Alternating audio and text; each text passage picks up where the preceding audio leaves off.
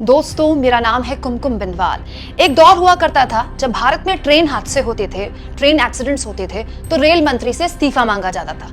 Media सरकार से सवाल पूछा करती थी कि आखिर इतने साल हो गए हमारी आजादी को, लेकिन आज तक जिस रेल व्यवस्था, जिस ट्रेन नेटवर्क पर हम नाज करते हैं, उसके पेचीदगियों को हम दुरुस्त क्यों नहीं कर पाए। ये बात बात पर ट्रेन के एक्सीडेंट्स क्यों हो जाते हैं, लोगों की जान क्यों चली जाती है। लेकिन अब ऐसा दौर हो गया है दोस्तों कि ट्रेन एक्सीडेंट्स की खबर आती है और चली जाती है, किसी को भनक भी नहीं लगती है। दोस्तों, कल रात आंध्र प्रदेश में एक ट्रेन हादसे में 13 लोगों की मौत हो गई, 13 लोगों की। इसके अलावा 100 के आसपास लोग घायल बताए जा रहे हैं। इस खबर में साफ लिखा है कि सिग्नल ओवरशूट, ह्यूमन एरर के कारण ये ट्रेनें टकराई हैं। ज्यादा दिन पुरानी बात नहीं है दोस्तों, अभी 2 हफ्ते पहले बिहार से ऐसी खबर आई थी जहां ट्रेन हादसा हुआ था, 4 लोगों की मौत हुई थी, 100 लोग घायल हुए थे, 31 ट्रेनें कैंसिल हुई थी, नॉर्थ ईस्ट एक्सप्रेस डिरेल हो गई थी। और उसके बाद अब आंध्र प्रदेश से एक खबर आ गई है, और इस खबर को भी देखिए जिसमें साफ लिखा है कि आंध्र प्रदेश में बालासोर जैसा ट्रेन हादसा हुआ। यहां भी 2 ट्रेनें आपस में टकराई। बालासोर का ट्रेन हादसा याद है ना आपको? 5 महीने पुरानी एक खबर थी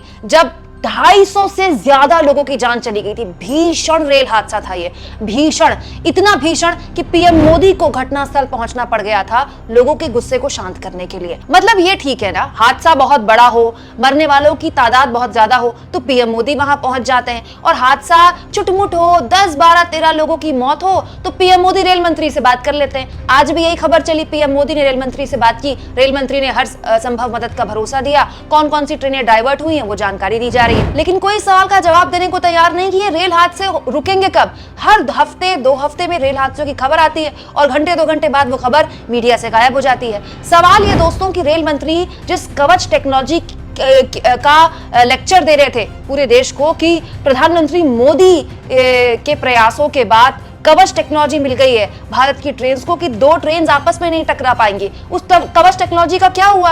अभी 5 महीने पहले हमने बालासोर जैसा ट्रेन हादसा देखा, उसके बाद भी हमने सबक नहीं लिया। फिर हमने अभी 15-17 दिन पहले बिहार वाला ट्रेन हादसा देखा, आज हमने आंध्र प्रदेश में ट्रेन हादसा देखा। मतलब तो ये हो गया ना कि बैक टू बैक होते इन ट्रेन हादसों से हम कुछ सीख नहीं रहे। और उससे भी भयानक स्थिति है दोस्तों कि इन ट्रेन हादसों के लिए हम किसी को जिम्मेदार ही नहीं मान रहे। ये खबर बस आई गई हो जाती है, रेल मंत्रालय की तरफ से एक बयान आ जाता है और बात खत्म हो जाती है। क्या ये ट्रेन ऐसे ही टकरा गई? किसी की कहीं तो गलती रही होगी, कहीं तो चूक हुई होगी। आखिर हर साल 2-3 ट्रेन हादसे क्या हमारे देश की नियति बन चुके हैं? फिर कौन है वो जो कहता है कि 70 साल में जो नहीं हुआ वो अब हो रहा है देश में? ट्रेन हादसे पहले भी होते थे, ट्रेन हादसे अब भी होते हैं, बस फर्क ये है कि पहले कम से कम रेल मंत्री से सवाल पूछे जाते थे, रेल मंत्रालय को जवाबदेह किया जाता था। अब तो कोई सवाल पूछने वाला भी नहीं है।